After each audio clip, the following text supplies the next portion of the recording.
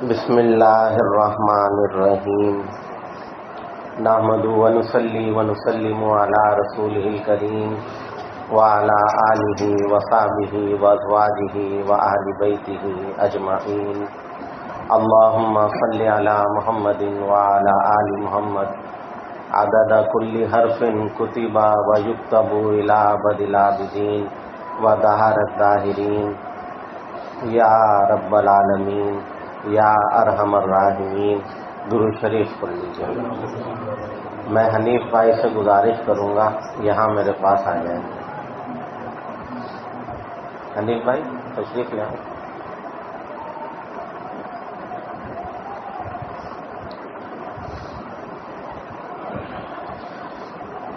میرے محترم دوستوں بزرگوں، حق تعالی شانہ کا کرم اور اس کا احسان ہے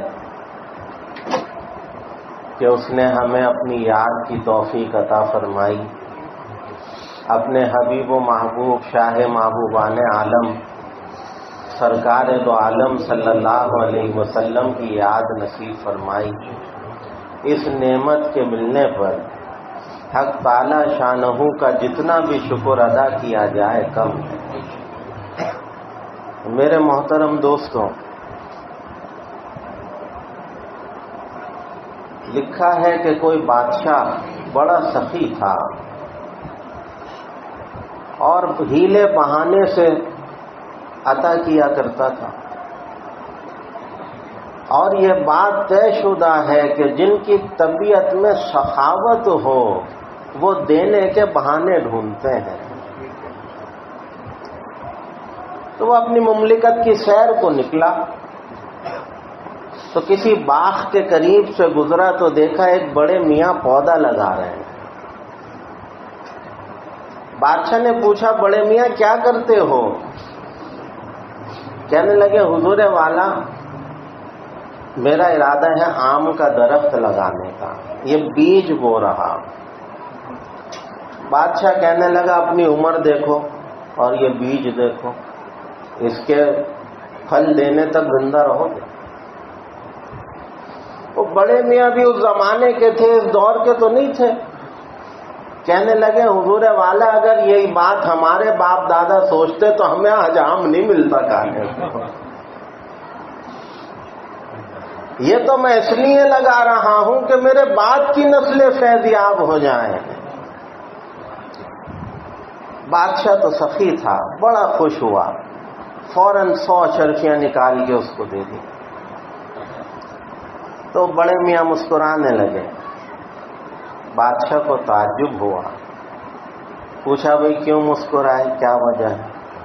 کہنے لگے، جی دوسروں کا درخت تو پھل جب دیتا ہے جب پروان چڑھتا ہے، میرے درخت نے تو ابھی مجھے پھل دے۔ بادشاہ جواب سن کے اور خوش ہو گیا، اس نے 100 اشرفیاں اور دے۔ اور زیادہ ہنسے بڑے صاحب۔ بادشاہ نے کہا، اب کیوں ہنسے؟ کہنے لگے، جی دوسروں کا درخت تو سال میں 1 دفعہ پھل دیتا ہے، مجھے 2 دفعہ ملتا ہے۔ بادشاہ پھر خوش ہو گیا، پھر 100 اشرفیاں دے دی۔ وزیر تھا کوئی میرے جیسا بخیل، اس نے کہا، یہ بڑے میاں تو سارا خزانہ خالی کرا دیں گے۔ کہا، جی حضور والا آگے بڑھیے، آگے بڑھیے، ابھی اور ہمیں آگے جانا ہے۔ تو عرض میں یہ کر رہا ہوں کہ جس کی طبیعت میں مزاج میں سخاوت ہو وہ دینے کے بہانے ڈھونڈتا ہے۔ میرے بھائیوں، میرے بزرگوں، میرے دوستوں، جس محفل میں ہم بیٹھے ہیں یہ میرے رب کی سخاوت ہے جو امت محمد مصطفیٰ کو دینے کا بہانہ ہے۔ یہ محفلیں کیا ہیں؟ یہ دینے کا بہانہ ہے یا نہیں ہے؟ یہ اس رب کی عطا ہے جس کی جھولی میں ڈال دے۔ اللہ نے ہم جیسے بد نصیبوں کی جھولی میں یہ نعمتیں ڈال دیں، ہم تو اس کے مستحق نہیں تھے، لیکن اللہ نے کیسی کریمی فرمائی کہ ایسی محفلیں ہمیں عطا فرما دیں کہ یہ اس کی دینے کے بہانے ہیں۔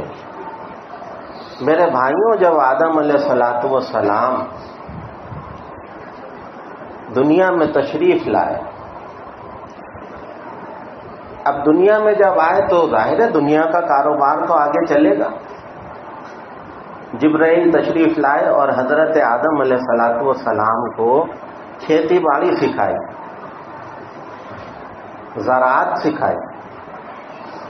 حضرت آدم علیہ الصلوۃ والسلام کو 2 بیل لا کے دیے کہ جی یہ آپ کی کھیتی باڑی میں یہ بیل آپ کے کام آئیں گے. ایک دن حضرت آدم علیہ الصلوۃ والسلام کھیتی باڑی میں مصروف تھے تو بیل جو تھے وہ ضد پہ آ گئے، آگے بڑھے ہی نہیں، کام کرنے سے انکار. حضرت آدم علیہ الصلوۃ والسلام کو غصہ آیا اور کوڑا اٹھایا اور ان بیلوں کے مارا. جب مارا تو ان بیلوں نے کہا اے پیغمبر خدا آپ نے ہم پر کوڑے کیوں برسائے؟ کام میری حکم عدولی کرتے ہو، شرم نہیں آتی؟ جب میں کہتا ہوں کرو کام تو کیوں نہیں کرتے؟ اللہ کی شان دیکھیں، وہ بیل کیا جواب دیتے ہیں. وہ کہتے ہیں پیغمبر خدا حکم عدولی جب آپ نے رب کی تو جب شرم نہ آئی.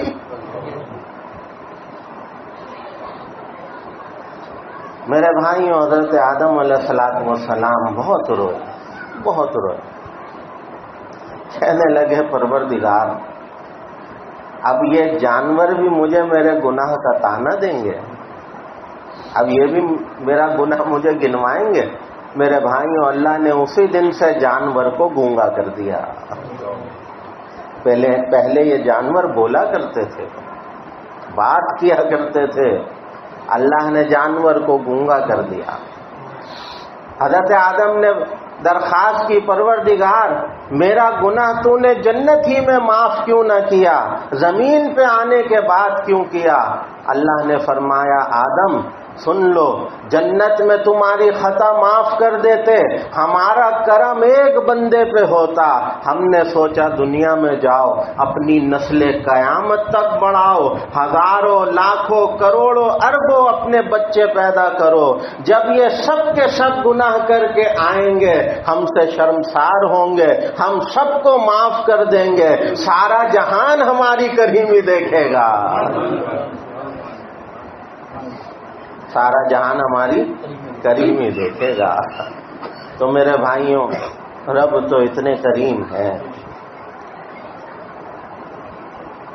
آپ کو پتہ ہے 2 فرشتے ہیں سب کے ساتھ لکھنے والے ہیں یا نہیں ہیں؟ کرامن کاتبین. میں عرض کرتا چلوں زندگی بھر یہ بات آپ کے کام آئے گی. یہ جو نیکی لکھنے کا فرشتہ ہے نا، یہ روزانہ تبدیل ہوتا ہے، اور جو گناہ لکھنے کا فرشتہ ہے یہ ایک ہی رہتا ہے. اور اس کی حکمت کیا ہے؟ اگر کسی کی زندگی 60 برس ہے اور روزانہ یہ فرشتہ بدل رہا ہے تو 60 برس ہونے تک ہزاروں فرشتے اس کی نیکی کے گواہ ہوں گے، ہے یا نہیں؟ اور گناہ کا گواہ کون ہے؟ کتنے؟ ایک فرشتہ. جب کل اللہ کی عدالت لگے گی اور ہم جیسے مجرموں کو پیش کیا جائے گا تو ہماری نیکیوں کی گواہی دینے کے لیے ہزاروں فرشتے قطار لگا کے کھڑے ہوں گے، اور ہمارے گناہ بتانے کے لیے ایک فرشتہ کھڑا ہوگا. اللہ فرمائیں گے تیری سنوں یا ان ہزاروں کی سنوں؟ جہاں ہم نے ان کی سن لی اور تیرا ہم نے معاف کر دیا. ہزاروں کی سنی یا تیری ایک کی سنو؟ بتائیے. جہاں ہزاروں آدمی مل کے کوئی بات کر رہے ہوں، گواہی دے رہے ہوں، اللہ فرمائیں گے یہ ہزاروں کی گواہی قبول ہے، تیری ایک کی ہم نے رد کر دی، جا ہم نے اس بندے کو معاف کر دیا.